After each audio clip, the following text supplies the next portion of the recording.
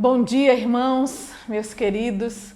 Estamos aqui mais uma vez para estudarmos a palavra de Deus, para aprendermos um pouco mais daquilo que Deus tem nos ensinado, tem deixado para nós e daquilo que Ele quer que nós saibamos, que nós conheçamos, para compartilhar um pouco do muito que Deus tem nos dado a aprender, nos permitido aprender e apreender da sua palavra. Eu gostaria de encorajar os irmãos mais uma vez a estar com a sua Bíblia na mão. Queria também pedir-lhes que tivessem um caderninho, caneta para fazer suas anotações. Porque é muito importante que nós estejamos anotando para depois voltarmos a esse material e relembrarmos aquilo que temos aprendido da palavra de Deus então. Vamos orar, irmãos, para que nós possamos então ser orientados pelo Espírito Santo de Deus naquilo que vai ser falado aqui, que seja não de mim mesma, mas aquilo que o Senhor quer que seja falado. Oremos. Senhor Deus, amado Pai que está nos céus, Pai querido, amado, muito obrigada, Senhor, porque o Senhor é soberano sobre a terra, porque o Senhor cuida de nós, porque o Senhor tem um propósito em tudo que acontece, porque o Senhor conhece os nossos caminhos, porque o Senhor sabe o nosso sentar e o nosso levantar, e de longe esquadrinha o nosso pensamento. Pai querido, Pai amado, dá-nos, Senhor Jesus, a clareza da Tua soberania nas nossas vidas. Dá-nos a compreensão de quem Tu és, Pai. Dá-nos cada vez mais a segurança, assim como teve o apóstolo Paulo, de que tudo, Senhor, absolutamente tudo que acontece é aquilo que Tu queres que aconteça, Senhor. Dá-nos, Pai, esta firmeza e convicção em reconhecer a Tua soberania em todos os Teus caminhos. Pai, nesta manhã, eu Te peço, Senhor, que o Senhor use a Tua serva que ora fala, para que a Tua palavra, Senhor, chegue aos lares dos Teus servos, para que eles sejam edificados, nós sejamos edificados no estudo da Tua palavra. Muito obrigada, Senhor, mais uma vez, pelo privilégio de estar aqui neste lugar, Senhor, e que as pessoas também que não vão ouvir neste domingo de julho, Senhor, mas as que vão ouvir em qualquer tempo, esta lição, este estudo que ora será feito, Senhor, que possam ser edificados pela Tua palavra. Muito obrigada, Senhor, por esta igreja local aqui em Salvador. Que, Senhor, ela continue sendo um instrumento para a propagação do Teu Evangelho. Muito obrigada, Senhor, pela vida do nosso pastor, pelos líderes da Tua igreja. Continua, Senhor, edificando-nos para o Teu trabalho, para a Tua obra. Em nome de Cristo, Teu Filho, nós oramos. Amém, Senhor. Amém. Amados irmãos, nós estamos estudando o livro de Filipenses, né? Estamos estudando o livro de Filipenses. Já tivemos, então, a visão panorâmica do livro. E na semana passada, o nosso pastor estudou, então, o capítulo 1 de Filipenses, os versos de 1 a 26.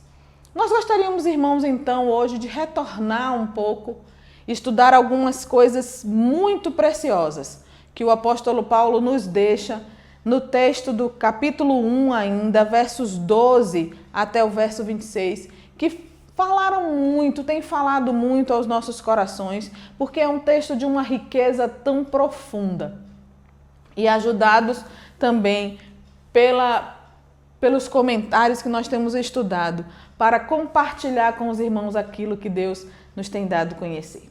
Mas primeiro, antes de tudo, vamos ler a Bíblia nesse texto, Filipenses, capítulo 1, versos de 12 a 26. Eu não sei se os irmãos sabem, mas o texto, esse livro, essa carta de Paulo aos Filipenses, ela é conhecida como a carta da alegria, né? A carta do regozijo, de alegrar-se sempre no Senhor, né? Um texto que contém muitos versículos com regozijar, com alegrar, com viver contente em qualquer situação. E nós queremos, com o estudo do livro de Filipenses, em primeiro lugar, pensar sobre isso também, assim como pensou o apóstolo Paulo, e como os irmãos já viram na aula passada, não eram boas as circunstâncias que o apóstolo Paulo vivia nesse momento. Vamos ler então o trecho da palavra de Deus, Filipenses capítulo 1, versos 12 a 26. Quero ainda, irmãos, cientificar-vos de que as coisas que me aconteceram têm antes contribuído para o progresso do Evangelho, de maneira que as minhas cadeias em Cristo se tornaram conhecidas de toda a guarda pretoriana e de todos os demais. A maioria dos irmãos... Perdão, irmãos, vou recomeçar a leitura. Quero ainda, irmãos, cientificar-vos de que as coisas que me aconteceram têm antes contribuído para o progresso do Evangelho, de maneira que as minhas cadeias em Cristo se tornaram conhecidas de toda a guarda pretoriana e de todos os demais. E a maioria dos irmãos, estimulados no Senhor por minhas algemas, ousam falar com mais desassombro a palavra de Deus. Alguns, efetivamente, proclamam a Cristo por inveja e porfia. Outros, porém, o fazem de boa vontade. Estes, por amor, sabendo que estou incumbido da defesa do Evangelho. Aqueles, contudo, pregam a Cristo por discórdia, insinceramente, julgando suscitar tribulações às minhas cadeias.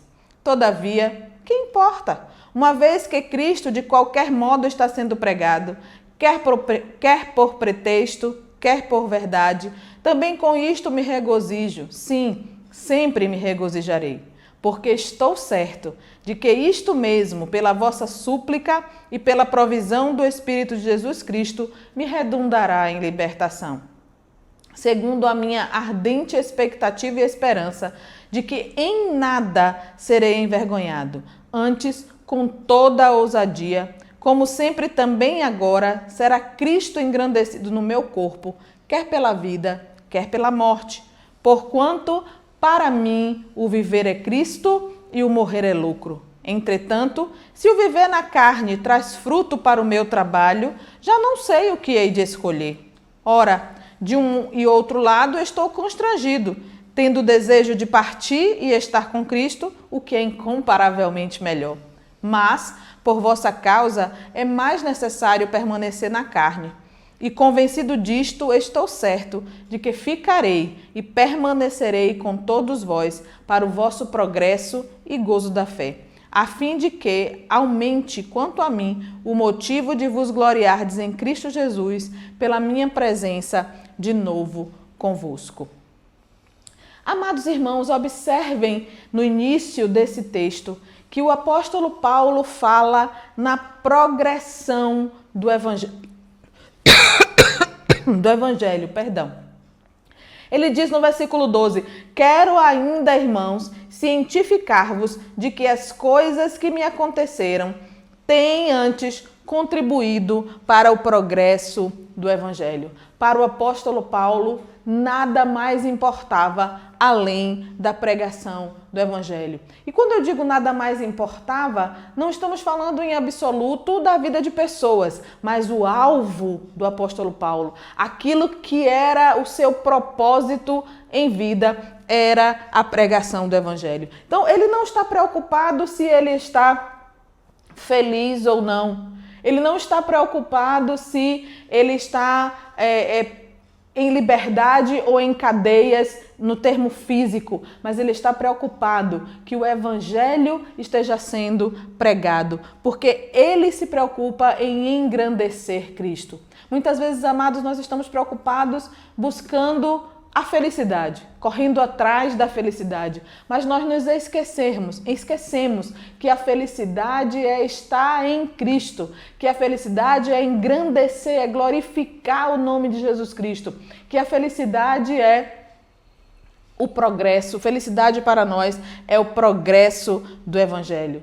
Isso significa viver de um modo digno, como foi dito no texto anteriormente, né? Como Paulo orou pelos filipenses nos versos de 3 em diante. Ele pediu que os filipenses vivessem de um modo digno da vida, do nome de cristão que eles levavam. E isso para que isso aconteça, o mais importante é que nós estejamos pregando o evangelho, vivendo o evangelho. A prisão do apóstolo Paulo não prejudicou a propagação do evangelho.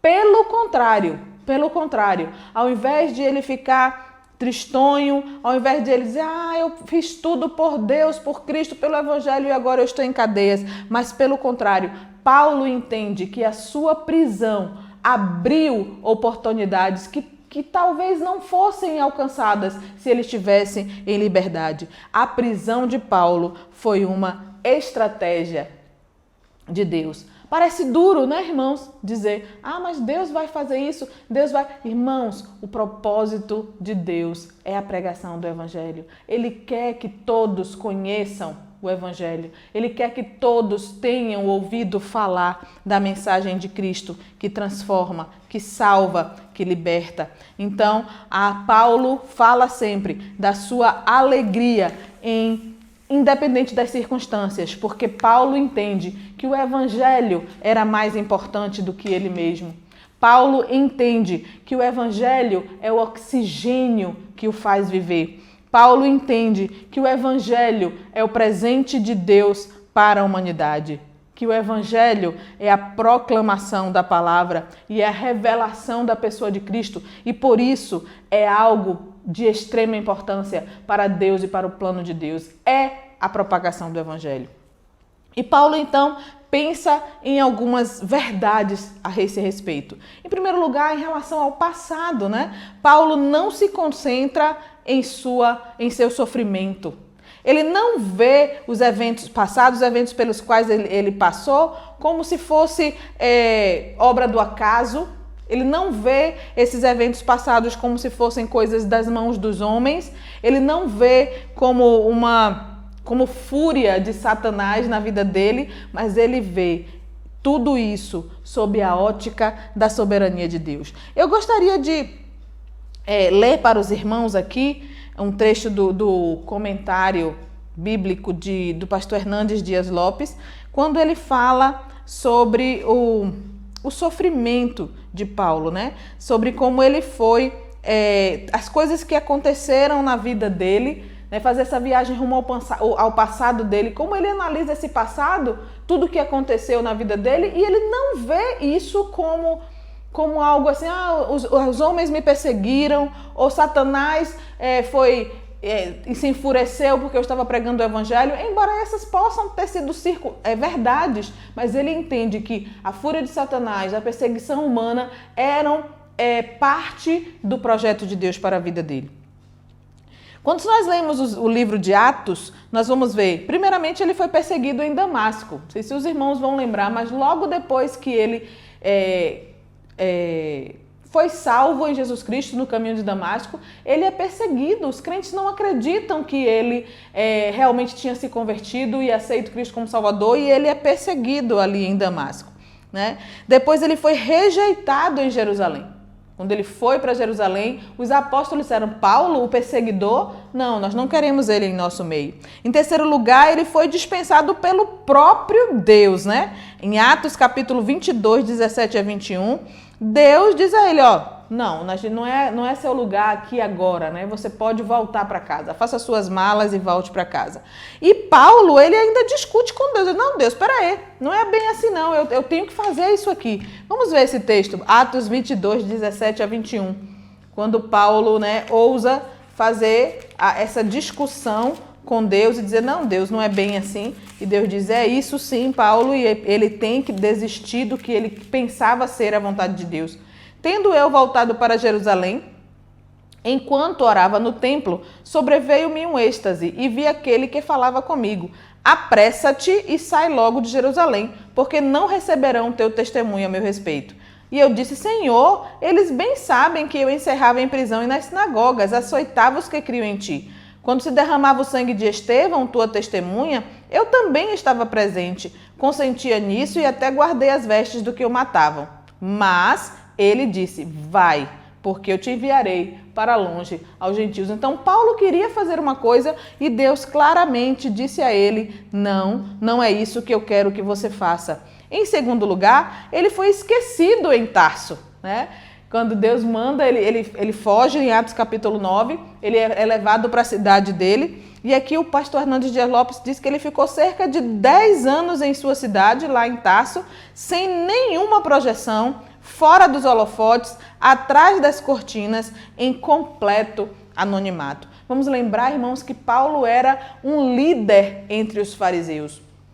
E Deus está preparando Paulo aqui para o que aconteceria. Deus está esvaziando Paulo das suas pretensões, do seu orgulho, né? Ele diz assim, você precisa aprender aquilo que eu quero. Em quinto lugar, Paulo foi colocado à sombra de outro líder.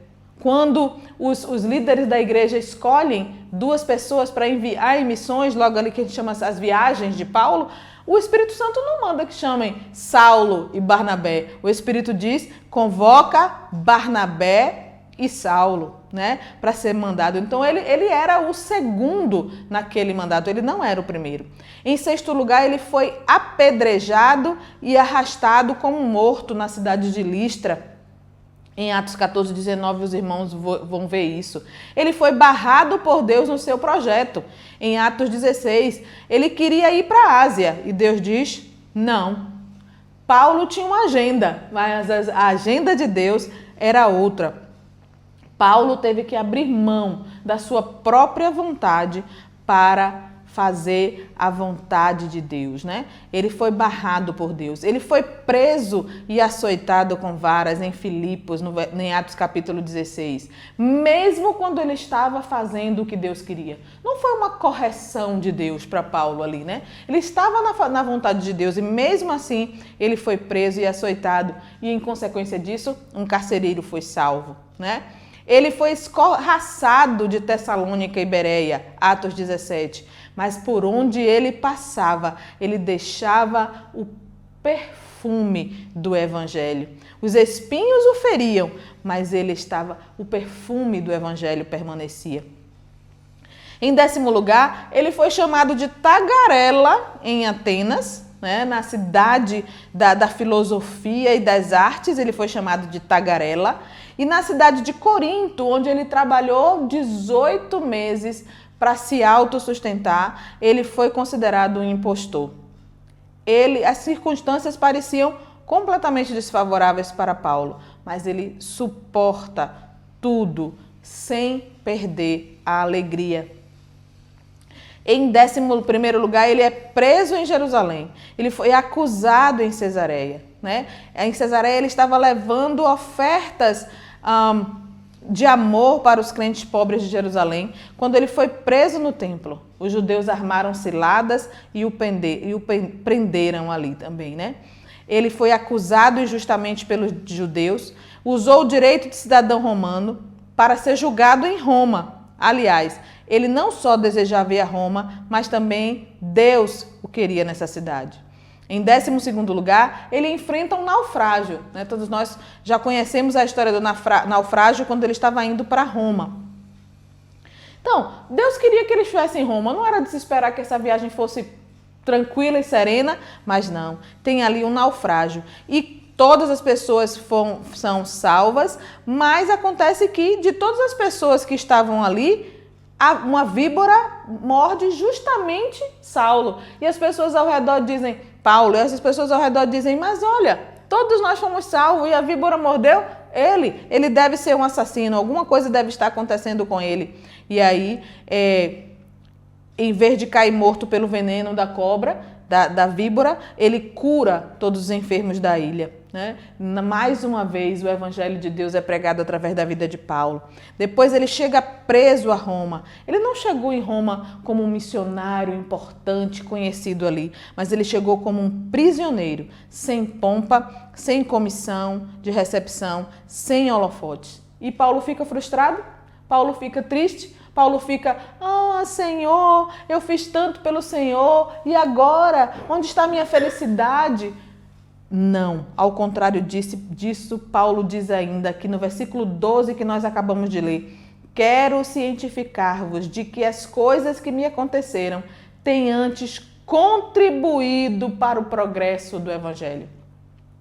Paulo está seguro, amados irmãos, amadas irmãs, de que tudo isso que lhe aconteceu foram coisas que contribuíram para o progresso do Evangelho. Era a soberania de Deus trabalhando em sua vida. Ele não se concentra em seu sofrimento. Ele não acha que tudo isso que nós acabamos de ler aqui foram obras do acaso, ou perseguição satânica, ou atitude de homem somente. Ele tem plena convicção de que tudo isso estava debaixo do propósito de Deus para a sua vida.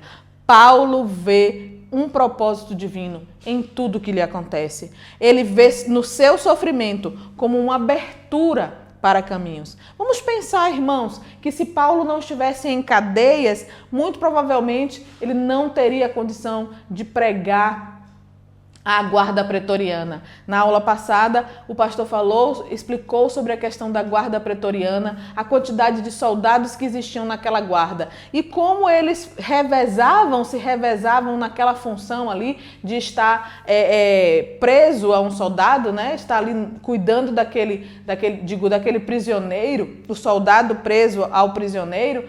Então, Paulo teve a oportunidade de evangelizar muitos dos guardas pretorianos que passaram por ele, porque ele não ficou um dia, uma semana, né? Foram 2 anos de prisão ali naquele lugar.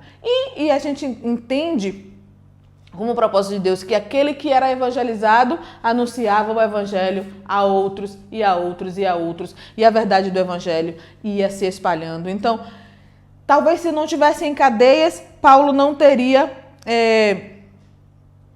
pregado aos palacianos, as pessoas que viviam ali no palácio, como ele diz aqui no versículo 13, né? Se tornaram conhecidas de toda a guarda pretoriana e de todos os demais, né? De todos os demais que viviam ali ao redor dele.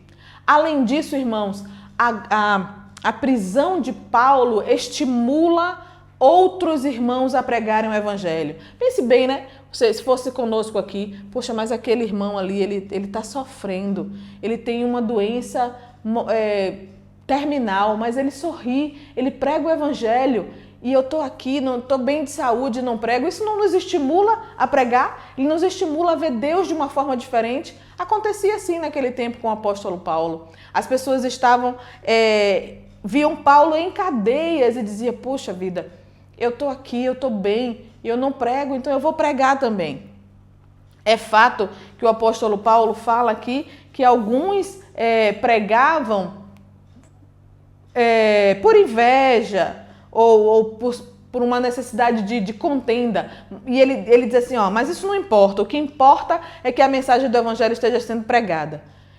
Alguém pode se perguntar, mas será então, não importa quem pregue, o que importa é que esteja sendo pregada? O que nós precisamos ter em mente aqui, irmãos, lembrem-se de que o pastor falou sobre isso, é que essas pessoas, elas não eram pessoas hereges, elas não estavam pregando uma mensagem deturpada do evangelho, não. A mensagem do evangelho era a mensagem bíblica, a mensagem divina, né? A mensagem verdadeira do evangelho. Talvez a motivação dessas pessoas é que não era a motivação correta. Alguns estavam pregando por contenda, né? Alguns estavam pregando por ambição. Alguns estavam pregando talvez para querer ter a projeção que Paulo teve entre os irmãos, certo? Mas a mensagem pregada era a mesma. E o que a gente precisa prestar atenção aqui é que Paulo não faz questão de nomear.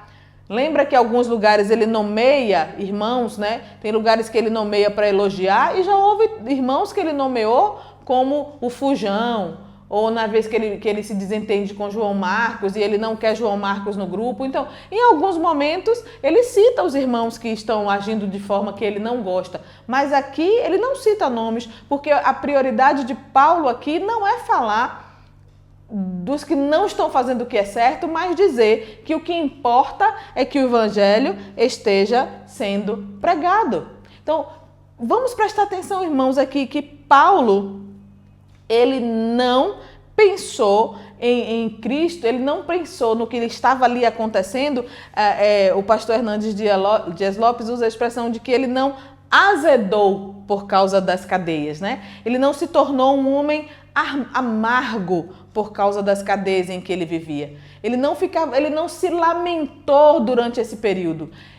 E quando Paulo questionou, ele questionou o próprio Deus, que foi quando nós acabamos de ver aqui. Ele vê aquilo que está ali acontecendo, ele diz, Senhor, mas eu quero fazer isso. E Deus diz não, e ele aceita o não de Deus e continua a fazer aquilo que precisa, né? Então, ele vê a sua prisão no presente. Olhe bem, irmãos, olha, ele olhou para o passado e ele disse, o meu passado contribuiu para que o evangelho fosse pregado. Ele olha para o seu presente e ele diz, o meu presente contribui para que o evangelho seja pregado. O meu presente abre novas frentes de evangelização. O meu presente me permite pregar a guarda pretoriana.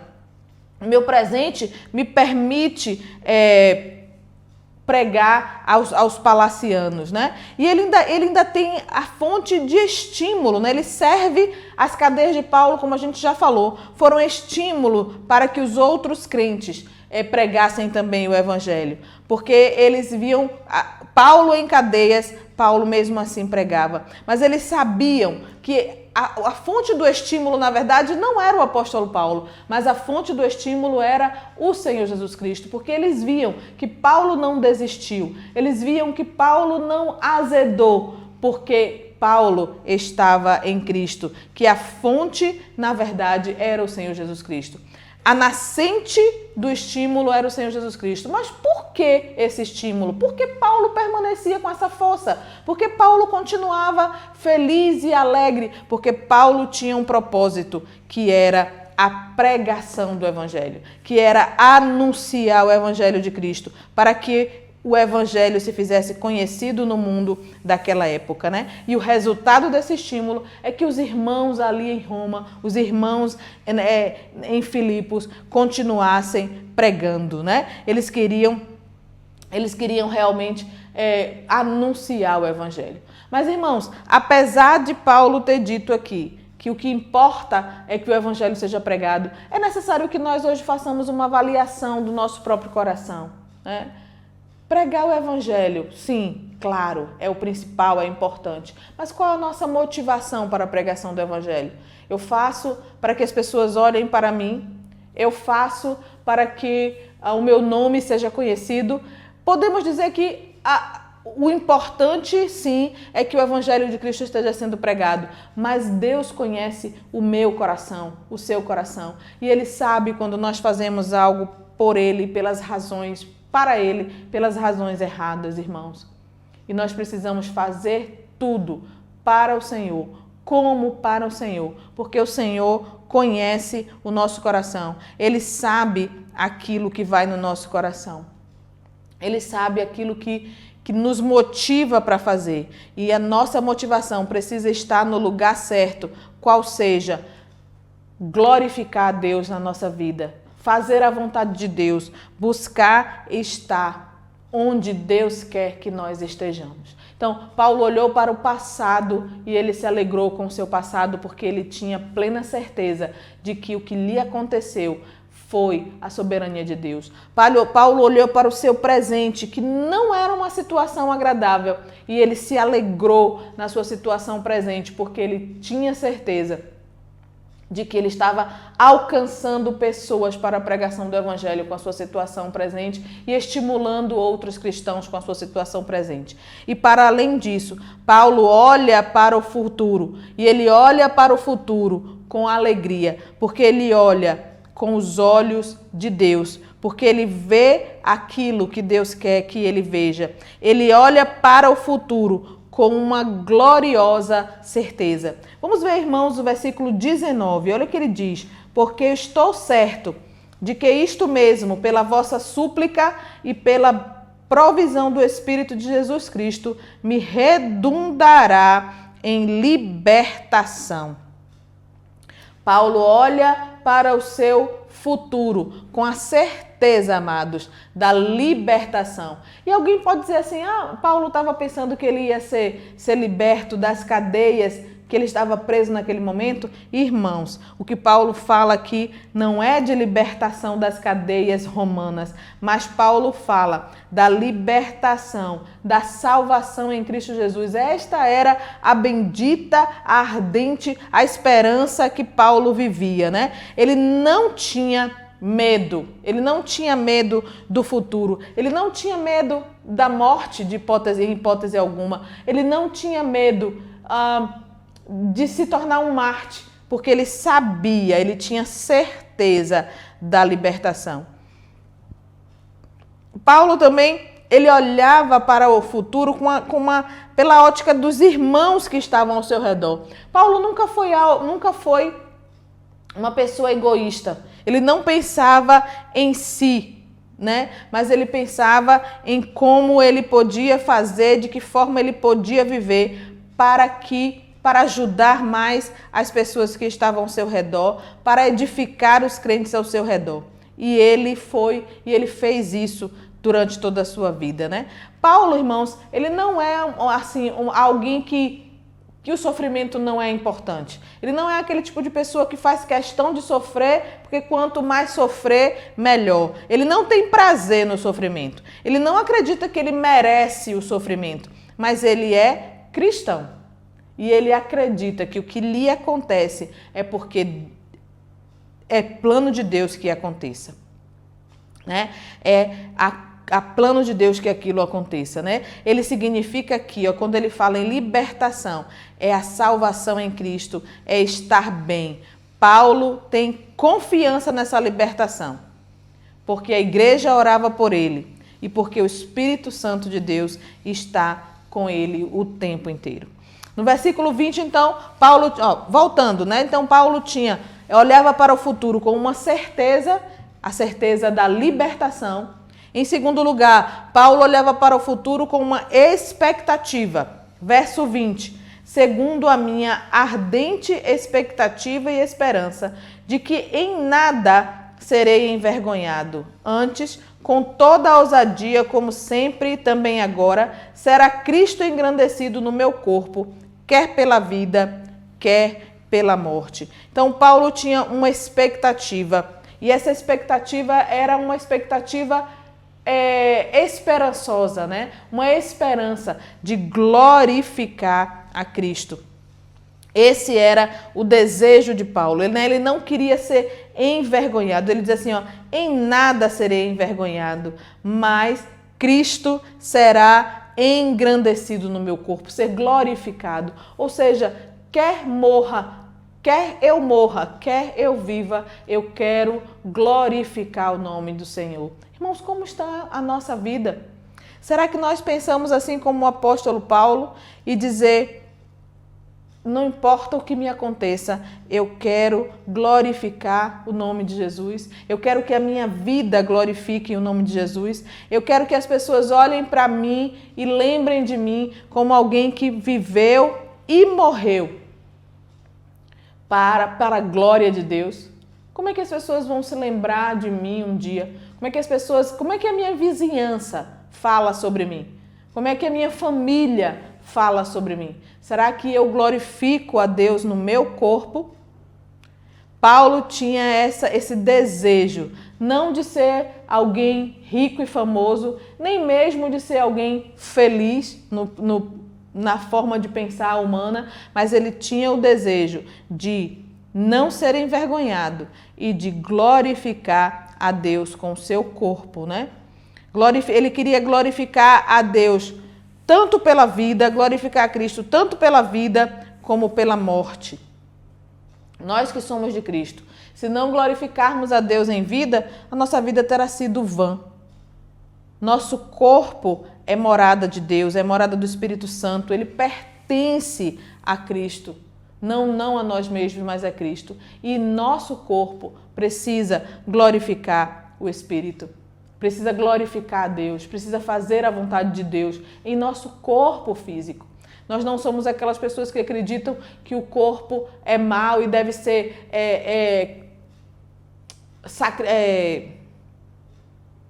sacrificado, açoitado. Nós não cremos assim.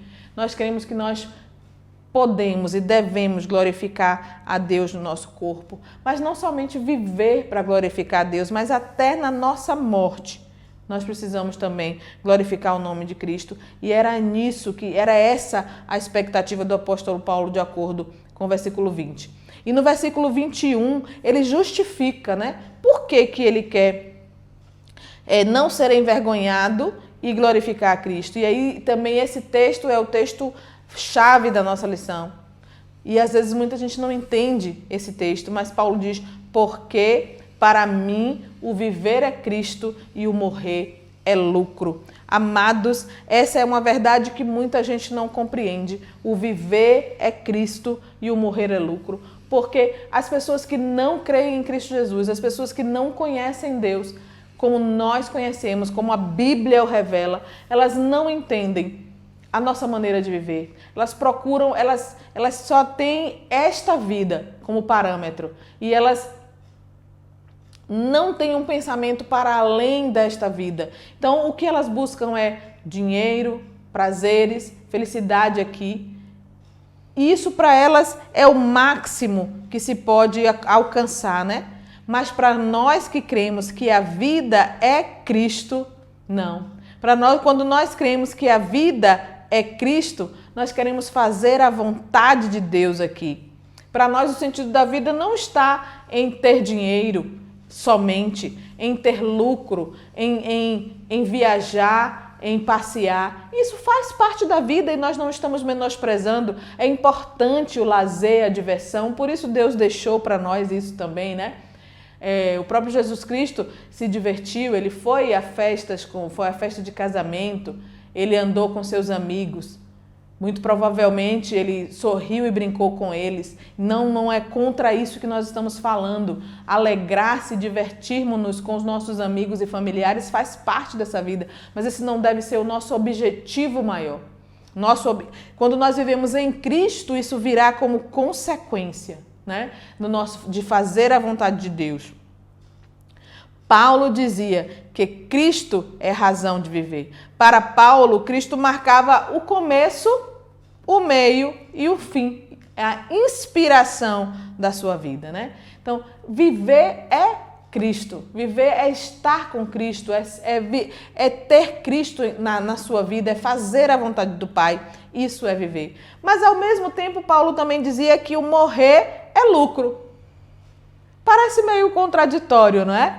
Viver é Cristo e o morrer é lucro. Por que então, para o apóstolo Paulo, morrer é lucro? Porque ele dizia, morrer é lucro porque não é o fim da linha. A morte, na verdade, ele é descanso desse cansaço físico, dessa fadiga. Morrer é lucro porque quando a gente morre na forma que nós cremos, nós seremos aperfeiçoados, né? Receberemos um corpo glorificado, não corruptível. Morrer também é estar com Cristo, né? Morrer é estar com Cristo. E por isso Paulo ficava dividido. E aí vem o texto que nós vamos finalizar a lição, que é a tensão com que Paulo via. Ele dizia, olha, para mim o viver é Cristo e morrer é o lucro. Mas tudo bem, se o viver na carne traz fruto para o meu trabalho, já não sei o que hei de escolher. Essa é a tensão que o apóstolo Paulo vivia. O que é melhor então? Continuar aqui com os irmãos, edificando-os, pregando o evangelho, ou ir logo para o seio de Cristo? E Paulo fica nessa tensão, né? O que é melhor escolher? Morrer, Deus, me leva logo ou ficar aqui? E aí no versículo 23 ele diz, olha, de um lado ou de outro eu estou constrangido, tendo o desejo de partir e estar com Cristo. Ele diz o que é incomparavelmente melhor. Ele usa esse advérbio de intensidade aí, infinitamente melhor, mas por vossa causa é necessário permanecer na carne.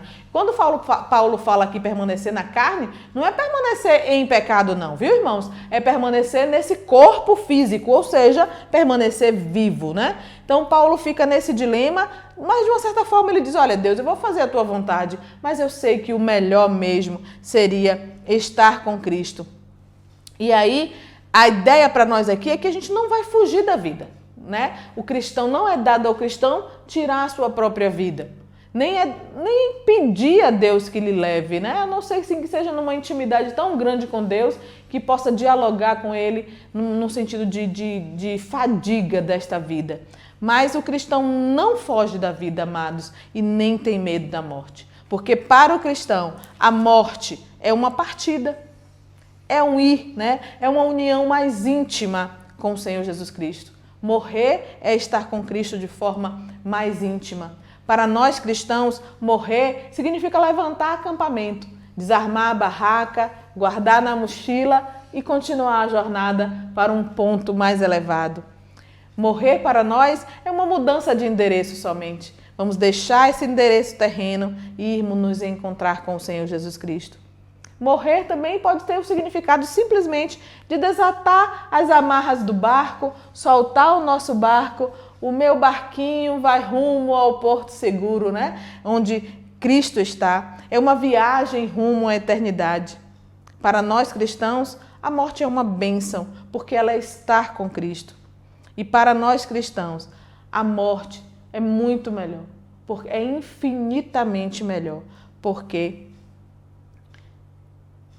é estar no seio de Jesus. Não é mais estar em Cristo somente, mas é estar com Cristo eternamente. Mas, ao mesmo tempo, o motivo para continuar vivendo é edificar os que estão ao nosso redor. É completar a obra que Cristo tem deixado para nós. É fazer a vontade do Pai. Então, irmãos, estamos na carne ainda, estamos neste corpo, façamos a vontade do nosso Pai. Sejamos como o apóstolo Paulo, amados, que não azedou, né? O apóstolo Paulo não azedou com a dor, com o sofrimento. Ele não olhou para trás com amargura. Sejamos como o apóstolo Paulo, que se alegrou em toda e qualquer situação. Ele diz: aprendi a viver contente em toda e qualquer situação. O irmão, a irmã aprendeu a viver contente? O irmão, a irmã sabe se alegrar no Senhor? Outra vez digo, alegrai-vos. Como Paulo sempre diz, alegrai-vos sempre no Senhor. Outra vez digo, alegrai-vos. O irmão, a irmã sabe viver contente no Senhor. O irmão, a irmã, sabe olhar a situação que está vivendo e dizer: Deus tem um plano na minha vida. Isso é o propósito de Deus na minha vida. Isso está acontecendo para que eu pregue o evangelho aqui, ali e acolá. Irmãos, não tenham dúvida. O propósito maior de Deus em nossa vida é que nós sejamos instrumentos de pregação do evangelho. Ele quer que nós preguemos a sua palavra em tempo e fora de tempo, em qualquer situação.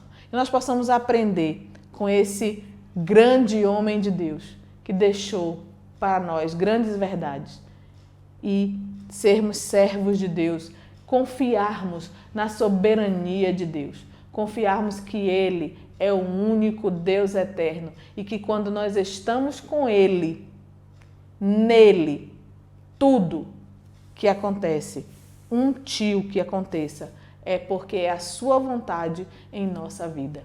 Aprendamos a viver contente em qualquer situação. Que o Senhor Deus nos abençoe. Pai amado e querido, muito obrigada, meu Senhor, por aprender de Ti mais uma vez. Ó Senhor, por favor, me ajuda a viver contente em qualquer situação. Ó Senhor, por favor, me ajuda a anunciar o Teu Evangelho em tempo e fora de tempo. Em nome de Cristo, Teu Filho, eu oro. Amém.